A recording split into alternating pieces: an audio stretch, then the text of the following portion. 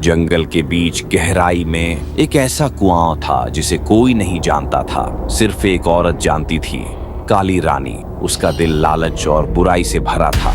काली रानी बोली, ये कुआं, ये तो वरदान है मेरे लिए। इस पानी में छुपी ताकत मुझे पूरे गांव से ऊपर उठा देगी। मैं सबकी रानी बनूंगी और सब मेरे आगे सिर झुकाएंगे। कोई नहीं रोक सकता मुझे, कोई नहीं।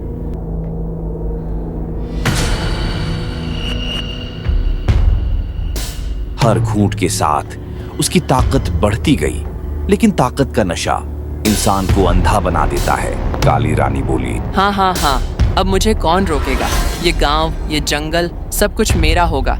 लोग मेरे पैरों में गिरेंगे, मेरी पूजा करेंगे और मैं कभी अकेली नहीं रहूंगी। पर याद रखना, मैं सब पर राज करूंगी। कोई बराबरी करने वाला नहीं बचेगा। लेकिन कुएं की ताकत का असर गांव पर होने लगा। खेत सूख गए, पानी गायब हो गया और बीमारियां फैल गईं। एक गांव वाला बोला, इतनी मेहनत के बाद भी फसल बर्बाद हो रही है। धरती जैसे हमसे नाराज है। दूसरा गांव वाला बोला, बच्चे बीमार हो रहे हैं, हमारी औरतें भूखी सो रही हैं। ये अचानक सब कैसे हो गए? देखो मुझे, मैं कितनी बदल गई हूँ, कितनी शक्तिशाली हो गई हूँ। अब यह गांव मेरा दास है। ये लोग कमजोर हैं, डरपोक हैं और मैं उनकी मालकिन। उसका लालच अब अंधेपन में बदल चुका था और अंधा इंसान सबसे पहले खुद को खो देता। लेकिन सच हमेशा छुपा नहीं रह सकता।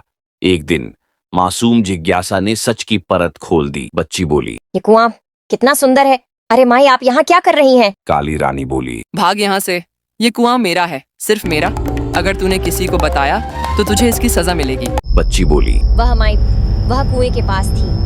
वह पानी पी रही थी और कह रही थी कि कुआं सिर्फ उसका है। उसकी आंखें डरावनी हो गई थी। मुझे बहुत डर लगा। मुखिया बोला, अब हमें सच जानना ही होगा। ये रानी हमसे कुछ छुपा रही है। गांव का हक किसी एक का नहीं हो सकता। गांव वाले अब सच का सामना करने निकले।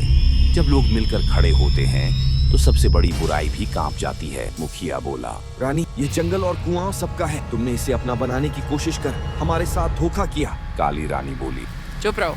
ये कुआं मेरा है। इसकी ताकत सिर्फ मुझे मिलेगी। तुम सब मेरे सामने झुकोगे वरना मिट जाओगे। मुखिया बोला, हम सब मिलकर खड़े हैं। तुम्हारी ताकत लालच की है, हमारी ताकत एकता की। गांव वालों ने मिलकर उस कुएं को हमेशा के लिए बंद कर दिया ताकि लालच और बुराई कभी बाहर न निकल सके।